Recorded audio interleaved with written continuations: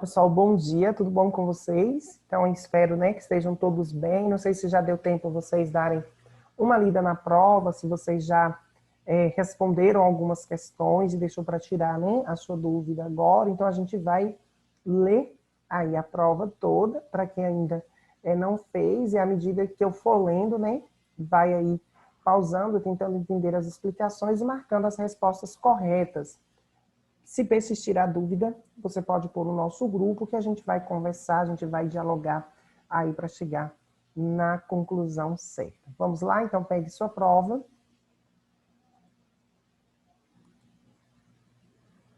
Então, aqui a gente tem um cabeçalho, né? Como vocês sabem, né? A avaliação ela deve ser respondida de caneta preferencialmente azul ou preta, né? Nada de responder de rosa, de verde, deixar a lápis. Então, preencha o cabeçalho com a data de hoje, preencha aí o seu nome completo, né? Direitinho, nunca esqueça disso. Cabeçalho é a primeira coisa que a gente precisa fazer, porque senão acaba esquecendo. Então, verificação da aprendizagem primeiro trimestre. Leia o trecho a seguir e marque V para as opções verdadeiras e F para as opções falsas. No começo do século XX, a economia brasileira passou por algumas mudanças importantes, como a diversificação da produção com a borracha e outros produtos, e um lento processo de industrialização. Então, a gente tem uma economia no século XX passando aí por algumas mudanças, por algumas transformações e diversificação na produção da borracha e também de outros produtos. E começa-se, então, um processo de industrialização ainda pequeno, ainda muito lento, no século XX. Então, diante disso, dessa afirmação, o que é verdadeiro ou falso? Então, o desenvolvimento da indústria automobilística fez com que a borracha ganhasse grande valor comercial, por isso a Amazônia passou por um acelerado desenvolvimento econômico com a exportação da borracha produzida localmente no início do século XX, verdadeiro ou falso. A exportação da borracha possibilitou a intensificação da vida cultural das cidades de Belém e Manaus e também a realização de reformas urbanas, especialmente em Manaus, verdadeiro ou falso. A expansão industrial no Brasil foi bastante acelerada no início do século XX. Em 1907, existiam pouco mais de 20 mil fábricas no Brasil. Em 1920, esse número já ultrapassava 200 mil, verdadeiro ou falso. A borracha brasileira entrou em declínio rapidamente com a decorrência de regiões na Ásia que produziam a mercadoria com valores muito mais baixos, verdadeiro ou falso. Questão 2. Sobre o movimento de canudos ocorrido no sertão da Bahia, julgue as afirmações a seguir. Então, a gente tem 5 afirmações aqui, 1, 2, 3 e 4, e vocês vão julgar conforme os itens que nós temos aqui, quais são as verdadeiras ou se todas são verdadeiras. Então, primeiro, está relacionada às injustiças sociais e à miséria dos pequenos agricultores desprotegidos das políticas sociais. Então, a gente está falando do movimento de canudos, né, ocorrido aqui na Bahia. Então, foi toda aquela guerra, né, toda aquela luta que se existiu. Então, esta luta de canudos, ela está associada ao quê? As injustiças sociais e a miséria dos pequenos agricultores desprotegidos das políticas oficiais, liderados pelo Beato Antônio Conselheiro, milhares de sertanejos fundaram o Arraial de Canudos. As propostas eram a abolição da propriedade privada e não pagamento de impostos. Está relacionado a ordenações de padres despreparados e sem conhecimento teológico suficiente para o exercício do sacerdócio. Refere-se às andanças, combates e matanças de Lampião, rei do Congaço pela Caatinga. Então, estão corretas as afirmativas 1 e 2, estão corretas as afirmativas, 1 e 3, as afirmativas 1 e 2, estão corretas as afirmativas 2 e 3, estão corretas todas as afirmativas, estão erradas todas as afirmativas. Então, você tem aí 5 opções de dizer quais são certas ou se todas estão certas ou se todas estão erradas. Questão de número 3. A ocorrida em 1904 expressava o descontentamento das camadas mais pobres da população que se sentiram reprimidas com as medidas consideradas autoritárias e eugênicas do governo federal, o qual estabeleceu a vacinação obrigatória para a febre amarela. Já a ocorreu em 1910 e foi liderada pelo almirante negro, ou João Cândido, em virtude dos castigos corporais e péssimos salários recebidos pelos marinheiros, geralmente negros e mestiços no Rio de Janeiro. Leia as descrições sobre as duas revoltas ocorridas no Brasil no início do século XX. Em seguida, assinale a alternativa que preenche as lacunas com o nome correto das respectivas revoltas. Então, a gente tem aqui, dentro desse trecho, a citação de duas revoltas ocorridas no Brasil durante o século XX. E de que revoltas este trecho ele está falando? Então, é sobre a revolta da vacina e da cabanagem, é a revolta dos canudos e da sambinada, é a revolta dos malês e a revolta da vacina, é a revolta da vacina e a revolta da chibata, é a revolta da chibata e Revolução Ferroupilha.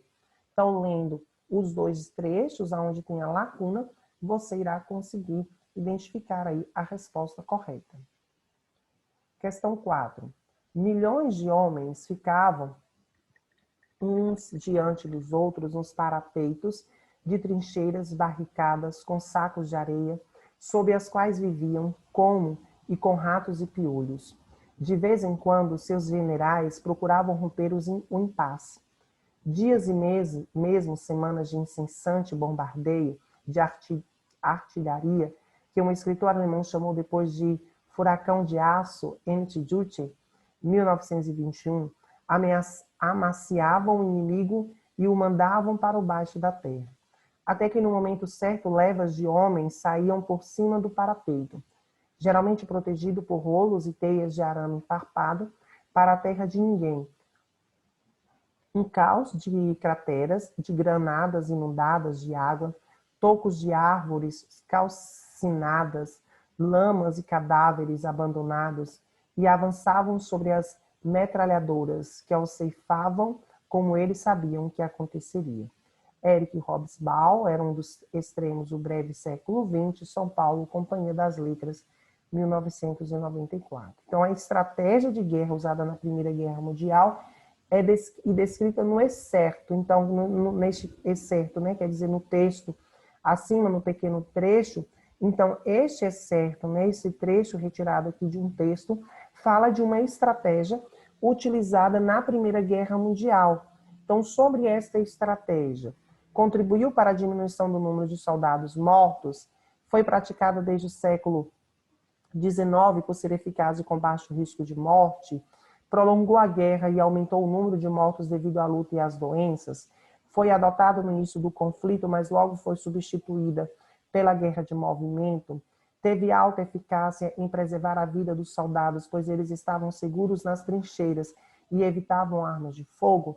Então, essa estratégia, né, a estratégia aí das trincheiras, foi uma estratégia, né, que contribuiu, né, ou foi praticada, prolongou, foi adotada, teve eficácia, né? Então, quais dessas alternativas aqui explica melhor, né, fala melhor da estratégia utilizada aí na Primeira Guerra Mundial.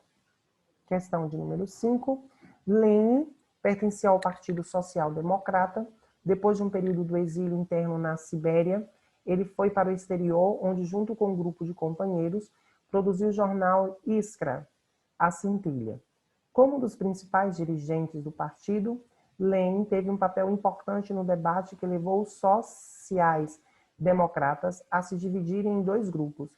De um lado, os mencheviques, minoria em russo, chefiados por Matvó, que defendia um partido aberto a todos os simpatizantes da Revolução. Do outro, os bolcheviques, maioria, de Lenin, para quem o partido deveria ser composto por um núcleo, não necessariamente grande, de revolucionários bem preparados e organizados, verdadeiros profissionais da revolta popular. P.A. Clark, Revolução Russa, São Paulo, Ática, 1990, página 7, coleção Guerras Mudaram o Mundo, trecho adaptado.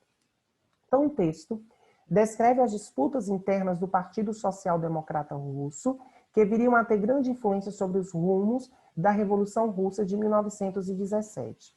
É possível dividir as tendências dentro do partido em dois grupos.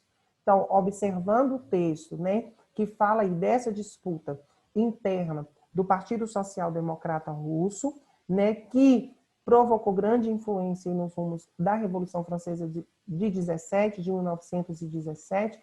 Então, como pode dividir aqui essas duas tendências dentro do partido, né, em dois grupos, né? Como pode ser feita a divisão aqui em dois grupos? Então, na letra a gente tem os mencheviques de perfil moderado e bolcheviques de perfil revolucionário, bolcheviques de perfil moderado e mencheviques de perfil revolucionário, comunistas de um perfil revolucionário e bolcheviques de perfil moderado, socialistas de perfil revolucionário e bolcheviques de perfil moderado, comunistas de perfil revolucionário e socialistas de perfil moderado. Então, como pode ser dividido? Então, lendo o próprio texto, a gente já tem aí a resposta. Questão 6. Euclides da Cunha contou a história da campanha de Canudos a partir de suas inquietações sobre a formação da nação brasileira e dos entraves que impediam a concretização dos pressupostos positivistas que aliavam ordem e progresso. Canudos era a representação do paroxismo a que o atraso poderia levar o país, caso o Brasil não assumisse o claro compromisso de se unir ao mundo civilizado. No Brasil, uma das questões de enfrentar era a disseminação do catolicismo popular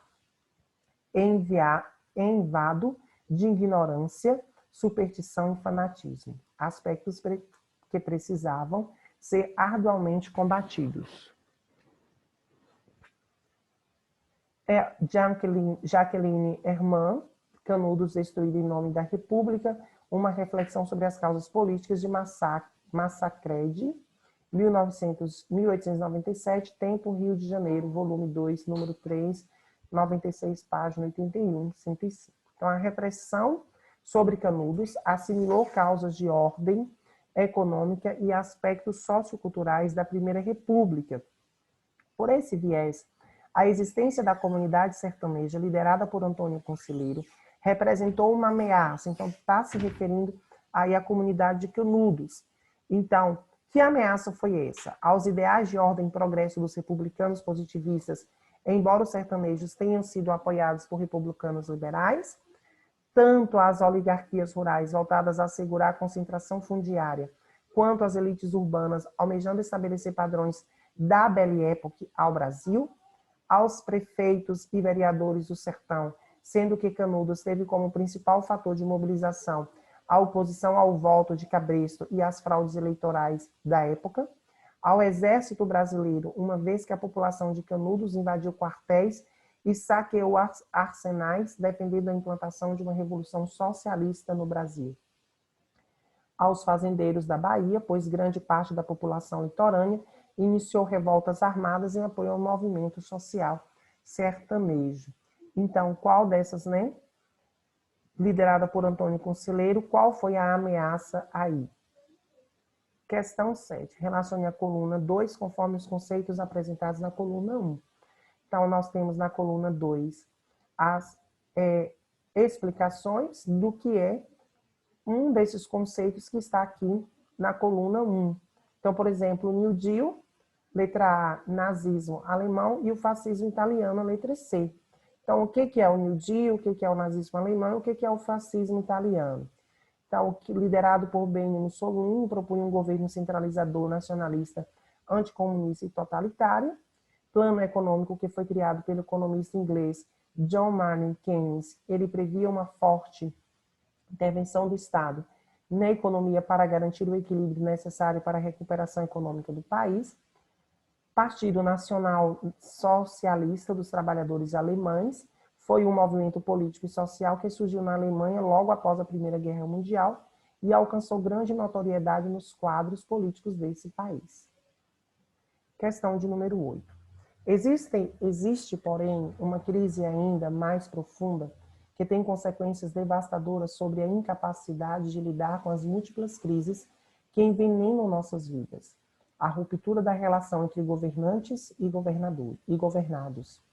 A desconfiança nas instituições em quase todo o mundo deslegitima a representação política e, portanto, nos deixa órfãos de um abrigo que nos proteja em nome do interesse comum. Não é uma questão de opções políticas, de direita ou esquerda. A ruptura é mais profunda, tanto em nível emocional quanto cognitivo. Trata-se do colapso gradual de um modelo político de representação e governança. A democracia liberal, que se havia consolidado nos 2 últimos séculos, à custa de lágrimas, suor e sangue, contra os estados autoritários e o arbítrio institucional. M. Cassius, Ruptura, a crise da democracia liberal, Rio de Janeiro, Zaha, 2018.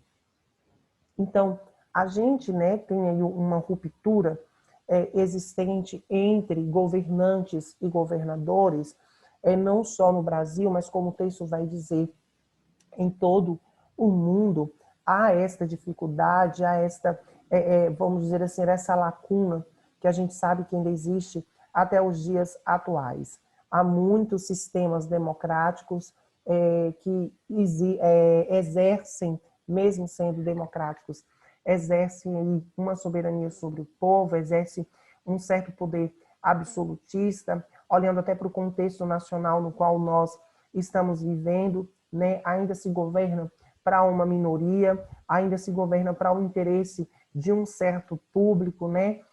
Que é a minoria da população, ainda se governa com interesses particulares. Então, diante dessa situação, a gente acaba sofrendo com alguns colapsos, algumas, vamos dizer assim, algumas dificuldades ou alguns problemas vividos. Então, o centro da crise do regime político tratado no texto está no enfraquecimento da noção de que o poder do Estado. Então, aonde está o poder do Estado? De onde vem o poder do Estado? Né? Quem dá o poder ao Estado? E quando a gente diz o Estado, estamos dizendo dos nossos governantes. Então, ele emana do povo, divide-se entre partidos, é controlado pela imprensa, é monopólio do chefe do governo, é descentralizado entre os níveis governamentais. Então, o poder do Estado, né? Quem atribui esse poder ao Estado? Quem é que dá o poder aos governadores, aos prefeitos, ao presidente, aos deputados, né? Quem dá poder a eles? Texto para as questões de 9 a 12, questões adaptadas de Azevedo, Gislane, Azevedo, Reinaldo Scrato, Sistema de Ensino 100, Ensino Fundamental 2, nono ano, Caderno 1, História São Paulo, Ática. Escolher seus representantes políticos por meio do voto é um direito do cidadão. Os textos a seguir abordam questões que envolvem esse direito no Brasil. Depois de ler os textos, responda as questões propostas. A charge do texto 1. A gente tem uma charge. 17 milhões de brasileiros admitem ter vendido o voto. Traí meu título, vendi meu voto, mas o político não me pagou. O corrupto é corrupto, está na hora da corrupção.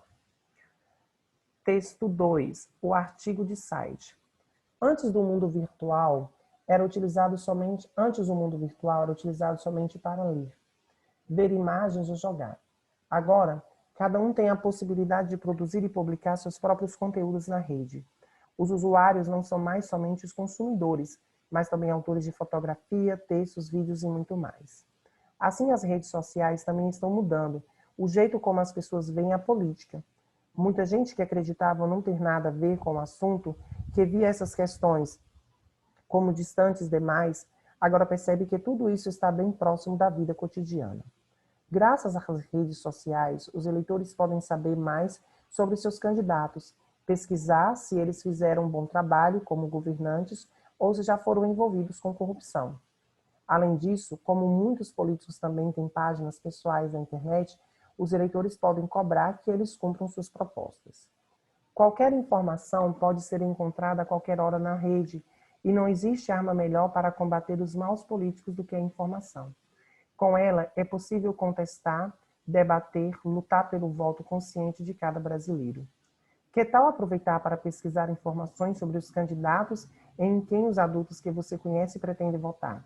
Ajudando-os a escolher bem o voto, você ainda participa desse momento tão importante das eleições. A democracia agradece e o futuro de todos os brasileiros também. Plenarim, rede social, uma ajuda e tanto nas eleições, disponível em questão 9. Em geral, as sardes abordam aspectos da realidade de forma satírica, né, de forma crítica. No caso do texto 1, que problema é abordado e como o artista satiriza? Justifique sua resposta. Então, no texto 1, a gente tem aqui uma charge. Então, o que o autor ele está criticando? Né? Então, você vai justificar a sua resposta, né, acerca aí da charge, sobre qual o problema que é abordado aqui nessa charge. Questão 10. Mesmo com o voto secreto e maior circulação de informações, ainda há casos de compra de votos no Brasil. Você conhece situações nas quais as pessoas negociam um voto por dinheiro ou algum tipo de benefício? Em sua opinião, por que o voto consciente é parte importante da cidadania? Né? Então, ainda, né, e aí a gente estudou sobre o voto de cabresto, né, lá no início da República, na República Velha, na Primeira República, e olhando para este contexto, para o contexto do surgimento da República, para a questão do voto de cabresto ali, a gente pode dizer que existe um voto consciente, o voto consciente é parte da cidadania, ou as pessoas podem vender o seu voto, ou será que ainda nos dias atuais as pessoas vendem um voto, né, trocam o seu voto por alguma coisa, por algum objeto? E o que você acha de tudo isso? Questão 11. O texto 2 afirma que o uso da internet e de redes sociais pode contribuir para que as pessoas exerçam a cidadania. Identifique um argumento do texto que justifique tal afirmação. Então, você vai tirar um trecho do texto que justifique, né, que a internet ela pode contribuir para o exercício da cidadania. Questão 12.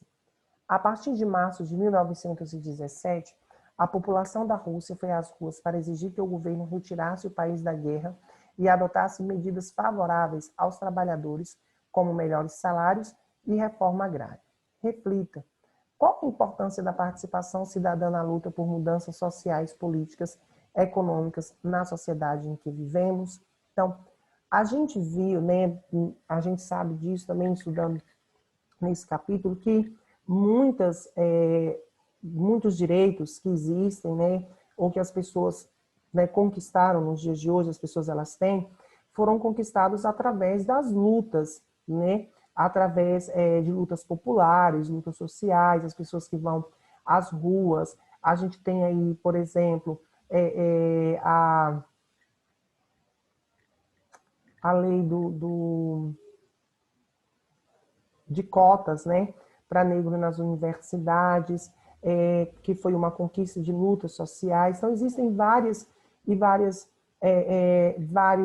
direitos que foram conquistados através das lutas. Então, qual é a importância da participação cidadã na luta por mudanças sociais, políticas e econômicas na sociedade que vivemos? Por que é importante as pessoas lutarem pelos seus direitos? As pessoas se unirem, né, em movimentos, em associações, para lutar por um direito comum. Por que isso é importante? Né? E por que isso é necessário? Então, aqui você vai, né, são 12 questões, você vai responder cada uma destas questões. Qualquer dúvida, né, que você tiver aí, você pode me chamar, você pode colocar no nosso grupo. Eu reforço a necessidade de vocês fazerem as provas durante a aula ou até antes, mas não deixar para depois, para não se perderem, entendeu? Não deixar aí no dia 14, chega o dia de entrega e vocês, principalmente vocês do 9º ano, que tem muitas avaliações para realizar, certo? Então, vocês darem uma analisadinha, qualquer dúvida podem me chamar aqui no grupo, né, do WhatsApp, pode postar lá a sua dúvida que a gente vai conversar.